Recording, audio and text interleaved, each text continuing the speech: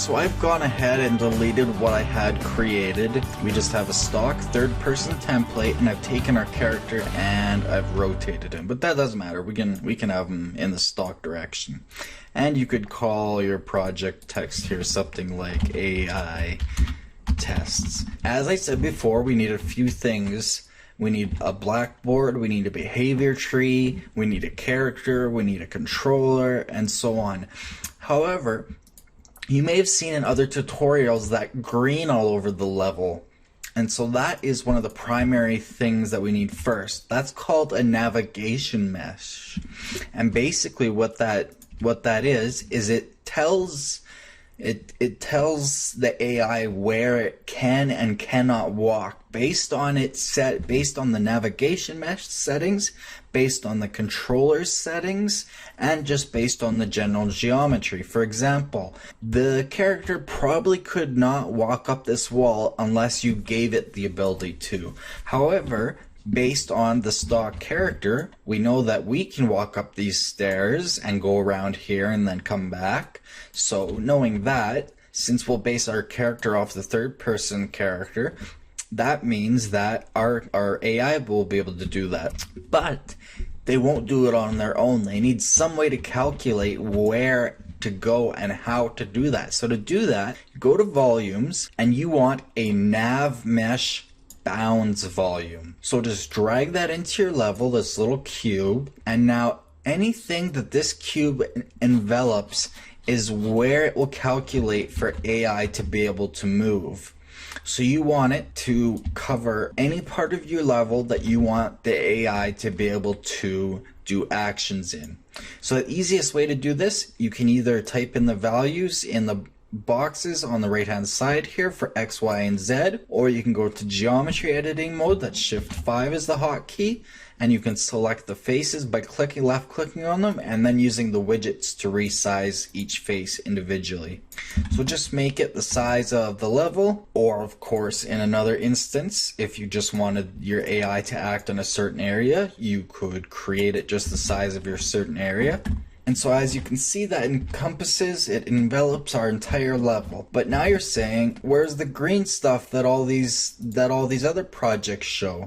Well, to turn that on, you simply press P, but nothing's happening. Why is that? Well, that's because it has not calculated that the AI can go into the level. Now sometimes it'll do this automatically, sometimes it's just a bugger, so sometimes you have to go and hit the build arrow, and then you have to build paths under navigation. It's very quick, and then it will build all the paths possible. And then you can go show navigation, and as you can see, we have all the areas that the AI character will be able to go on. You can see he can even go up on these ledges here if we had some way to tell him to.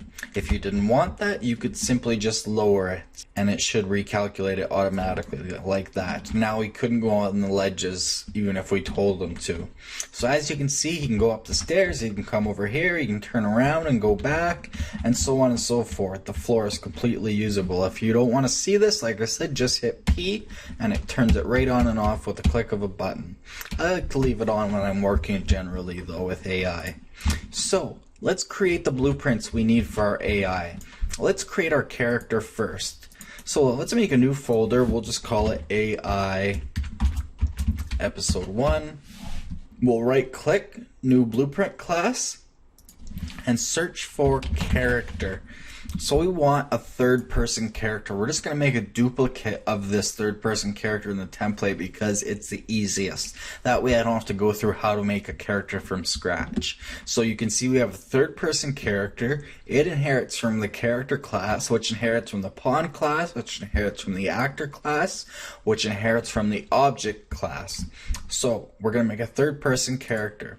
So everything's preset for. So just call it something like AI underscore, and this is just going to be a simple move to character or a move to AI setup. Let's go AI move to car for char, I suppose, for character. So we have our character. If we double click on it, we have our AI character.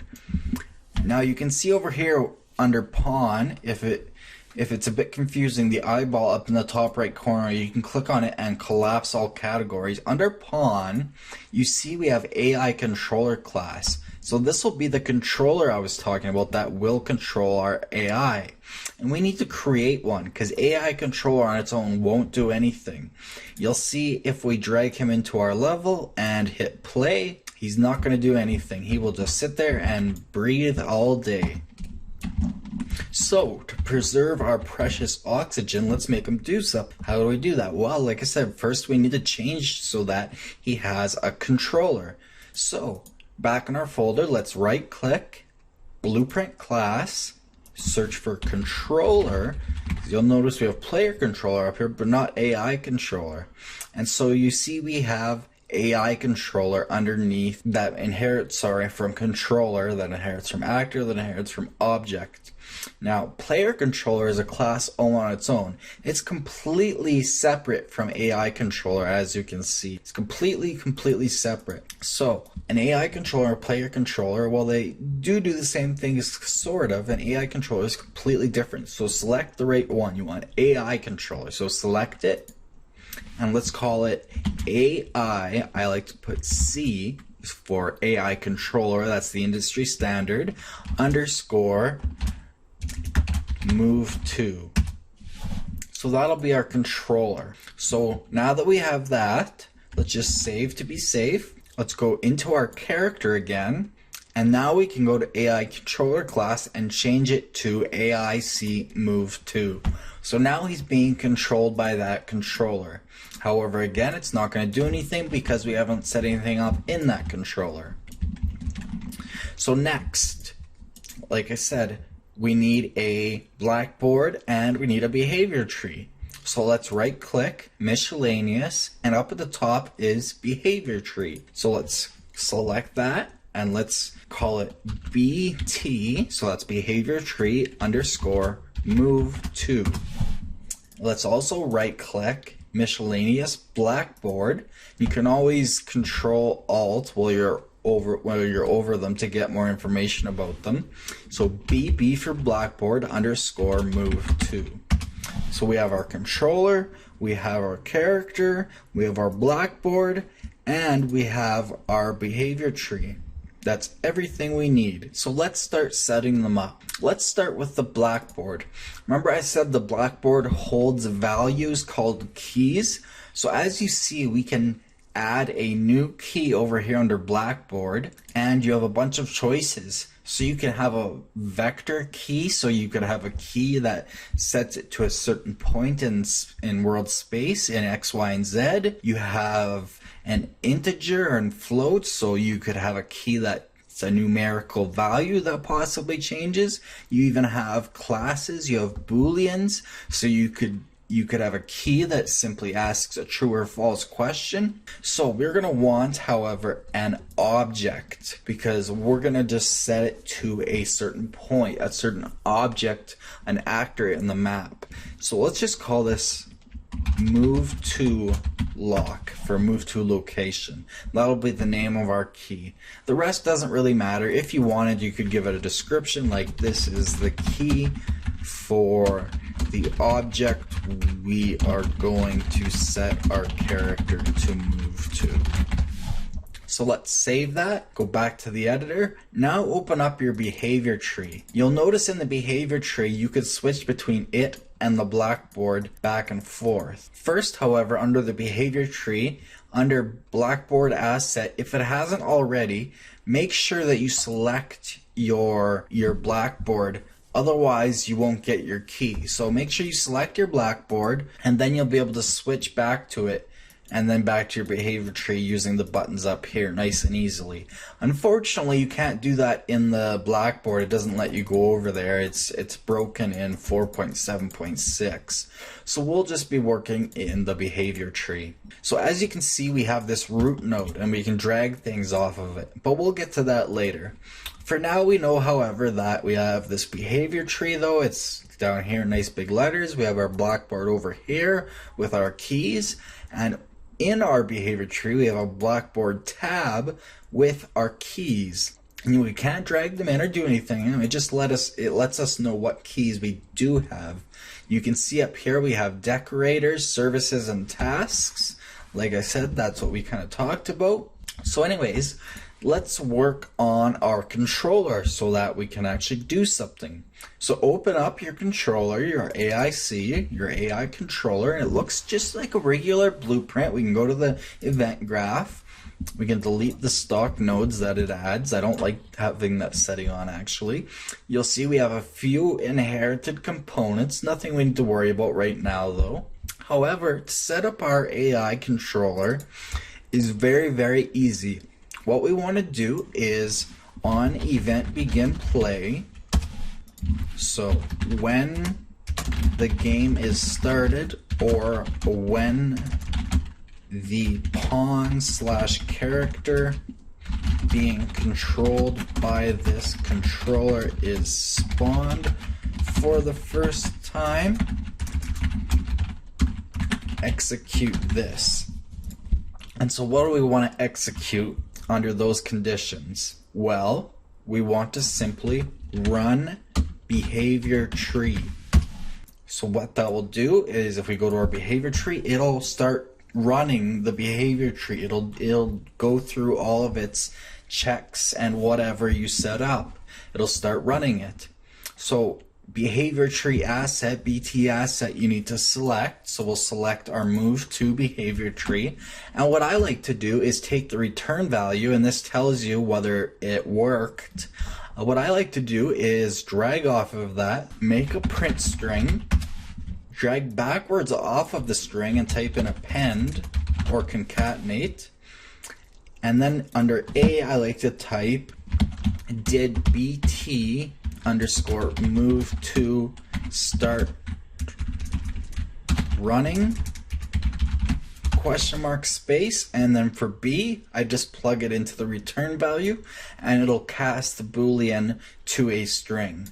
So it'll cast it from true false into a string. And so that tells us whether it's working or not the first time that we hit play or spawn something in that's using this controller.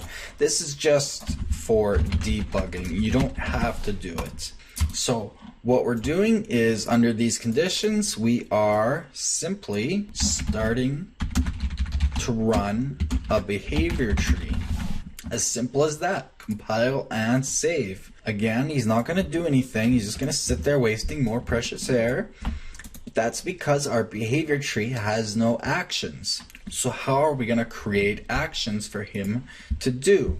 Well, now we can open up our character, so AI move to char, and we need to create a variable. So create a variable and call it, say, location 1, lock 1. So this will be the location that he moves to first. In future lessons, we'll have him moving to multiple locations, and eventually we'll have him moving all on his own.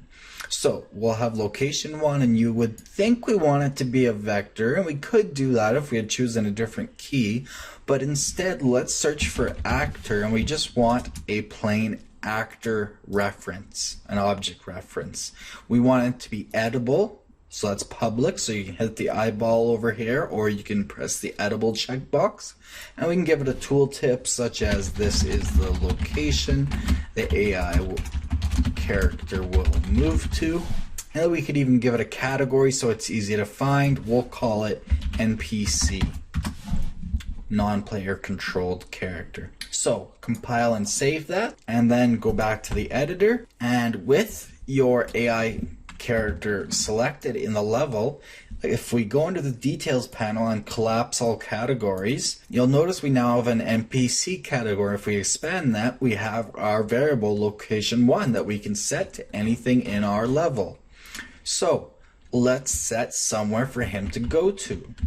So what I like to do, what I find the easiest, is under all classes, or just search for it, a simple target point. So just drag that into your level somewhere, bring it up a little bit. I like to make it a little bit bigger, say 0.01, so that we can actually see it, maybe even a little bigger, maybe 0.025, something like that. Anyway, nice and easy to see. So that'll be where he's going to move to. So let's select that, and in the world outliner, let's call this target point underscore location 1, lock 1. So now select our AI character again in the world outliner, and under our NPC category for location 1, let's set it to that target point. Since we made it an actor reference, and since a target point is an actor, we can choose that. So select it from the list and look for it, and there we go, target point location 1. So now that variable is set to that. We'll save our project just to be safe. So now how do we get him to actually move there? You'll see if we hit play, he's not moving there. However, you see when we hit play that did our behavior tree move to start running? Yes. So our behavior tree is running. That's good. So we know that that is working. So to start making him actually move, we need to add a little bit of logic. We do have this variable that points to this target point. However, it in no way is actually connected to the Blackboard key move to location. So how do we tie it into that Blackboard key? Well, we do that through blueprints in our character. So open up your AI character under the event graph. Again, we can delete all the stock nodes. And again, under event begin play. So again, this is when the game is started the first time, or when this character is spawned. Execute this. And what do we want to execute?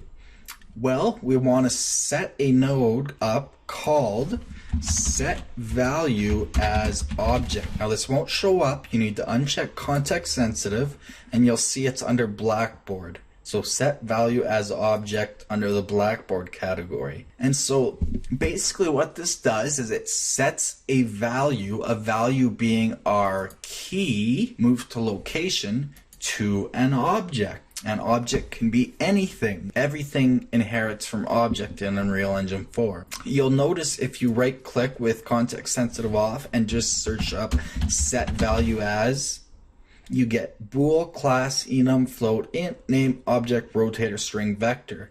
Does that look familiar? Well, that's because that's all the kinds of keys you can make. So we're just setting an object type value to an object. What we need to do to set this up, it needs a Blackboard component. We don't have one in our list, and we don't want to add it to our character, so we need to reference it. So under the target, you see the target as a Blackboard component, so the target, drag backwards and type get Blackboard.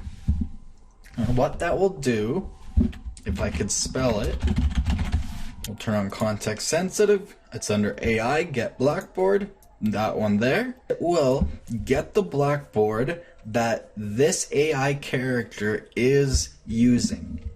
And next, the object value, so what we want to set our key to, we want to set it to location 1. So take your location 1 variable, drag it over, and drag it right on top of object value, and it'll wire it up right for you. So it'll take our Blackboard and it will set a key as an object, that object being location 1, our variable. However, we need a key name and it doesn't let us type one in. So how do we get our move to location key as the key name? Well, what you do in that instance is drag backwards and type make literal name. Context sensitive on, it's under utilities name. And so this allows you to, as the name suggests, make a literal name. So the name we want is our key name, which is move to lock, move to location.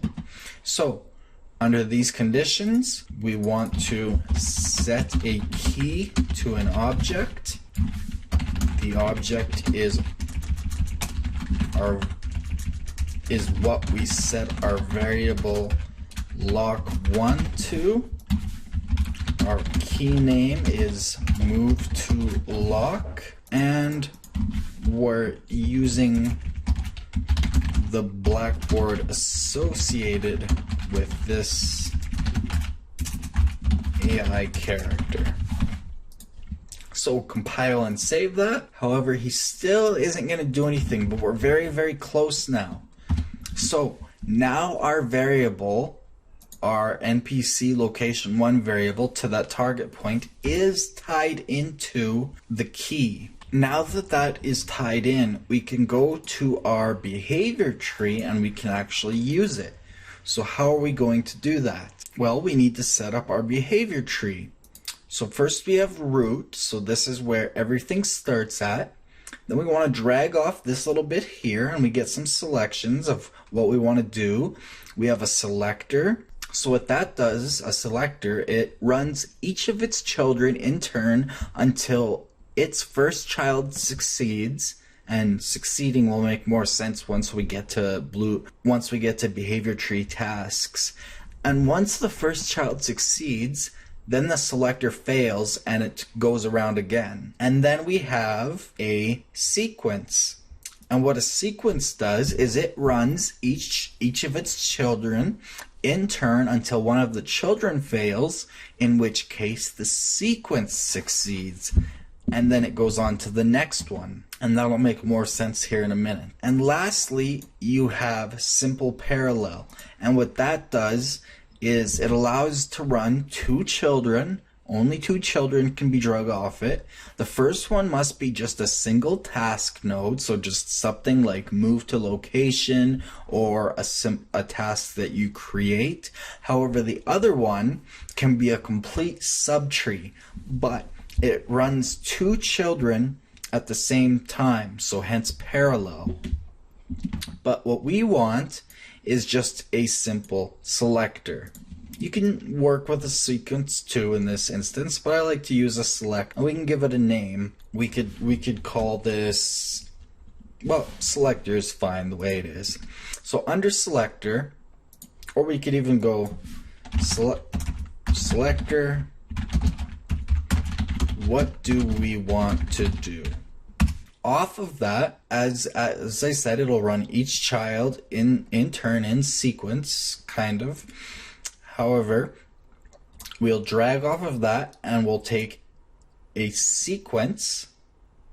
We'll do that again and create another sequence.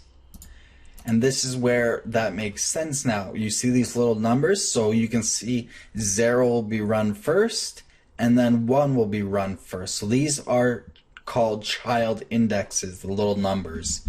So the first one we're going to have, we'll call it sequence move to lock 1. That's our variable, remember, our little target point. And then the second one, we'll call it sequence nothing better to do. So once this one finishes, basically, once it fails, then it moves on to this one.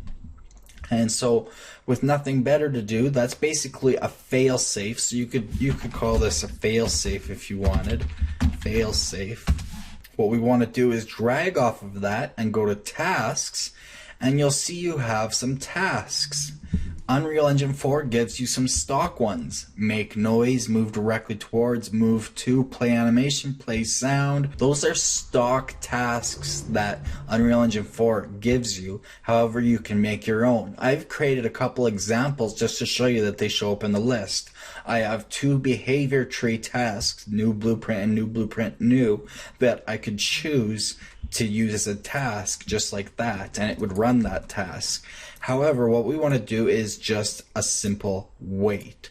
So if nothing else works, if he's got nothing better to do, we give it a failsafe. We tell him to wait for 5 seconds. So basically, wait for X seconds and then try again. And if move to location 1 has succeeded, then that sequence fails and it'll continue to move to wait. It'll go over and over in a loop. So sequence move to location 1, we want to drag off that, and under tasks, we want to go move directly towards. And the name might make exact sense. It's going to move directly towards something. It's going to move towards, you'll see we have Blackboard key, move to location. We can't change that because it's our only key, but also because move directly towards and the move to tasks are very limiting. They only allow you to do something basic like this. So this one will be move directly towards, move to lock key, which is set to lock1 variable. So we have our behavior tree set up. We can now right click and auto arrange, a nice little trick they added in to make things nice and tidy since you can't add comments. We'll save that. We'll save our project just to be safe. And when we hit play, as you can see, he now tries to move there. Now he thinks that he can get there by simply getting close. That's because our acceptance radius, if you select that move directly towards node, is 50. So that's once he's within 50 units, he considers himself there. If we change that to 5 and save that, he might just move there on his own. He's trying, but he gets stuck. So if we move it probably up a little bit and over, then he'll probably walk up the stairs. So we'll hit play. Nope, he's just gonna move directly towards there. So what we could do is we could replace that with a task move to, and it does the exact same thing. We'll change the radius again to about 5. We'll save it. Now when we hit play, now he runs up the stairs right to that point and then he stops. That's all it does. That's all that node allows for. So without creating your own tasks, that's all you can do. However, it shows exactly how basic AI works. So that is the groundwork of basic AI systems in Unreal Engine 4. So I just wanted to get that out there today, and in next lessons we'll go on to creating our own tasks so that we can create an AI character that, say, patrols an area, or that attacks you, or that does any sort of things that we want. If you have an idea for something you'd like to see, just shout out a comment and I'll do that. Otherwise, we'll start with some sort of patrol task, maybe. So anyways, that's it for now. Thanks for watching from the team here at Unreal Tech, a division of BlenderTek.com. I'm sorry it's so long. I wanted to put all of the basic details into the first video. Future videos will be much shorter, I promise. If you enjoyed this video and learned something, please like it, and don't forget to subscribe for more videos. We're on social media on the links on your screen. If you dislike this video for some reason, please tell us why so we can continually improve our videos based on your community input.